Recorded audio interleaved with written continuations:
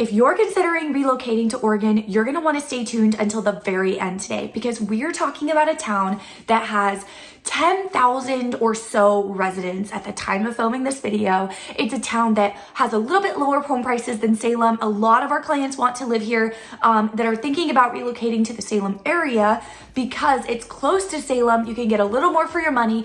And on top of that, this town has a crime rating that is lower than 68% of all US cities. And that town is Independence, Oregon. Also, we are gonna be sharing a con, something you might not like about Independence at the very end. So don't go anywhere. You're gonna want to listen to today's video all the way through. If you're new here, welcome. My name is Mariah. I'm a relocation specialist real estate agent here in Oregon. I get calls, texts, and emails from people like you that are watching my videos all the time. If that's you, don't hesitate to reach out. I'd love to help you if you are relocating to our area as well. The very first pro that you're gonna wanna know about Independence, Oregon is its downtown area. Independence has a very small, historic downtown. This is the heart of the city. You're gonna see some really cute restaurants. You're gonna see a little bit of shopping, not a ton, but a little. You're gonna see some historic houses, a good mixture between commercial and residential real estate. You're gonna see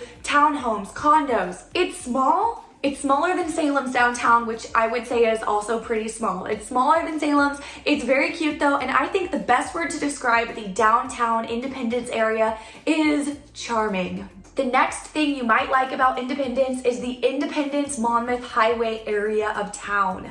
Located on the east side of Independence, this area consists of many, mostly residential areas, some townhomes, some condos, but mostly you're gonna see a lot of residential single-family homes. It's very quiet. There's a park nearby that features sports fields, parks, walking trails, that type of thing. The next thing that many of our clients like about relocating to Independence is that it has a very small community, small town type of feel. A big reason that we see clients relocating to Independence is because affordability. Independence, Oregon is quite a bit lower. You're gonna see a little bit lower home prices than you're gonna see in many of the surrounding towns, such as Corvallis, especially Corvallis prices have gotten quite high, and in Salem, you're gonna see higher prices there than in Independence. Independence is conveniently located in between Salem and Corvallis. Both of those cities, Salem and Corvallis, you're gonna find different things in those cities, but both offer different cultural experiences, both offer different types of shopping, amenities. Basically everything you need is in either of those towns. So it's nice that in Independence, you get to have that smaller, 10,000 residents, smaller town feel, but you get to have those bigger towns. I mean, they're not huge by any means, but you get to have Salem and Corvallis, which have a little bit more to offer right at an arm's length.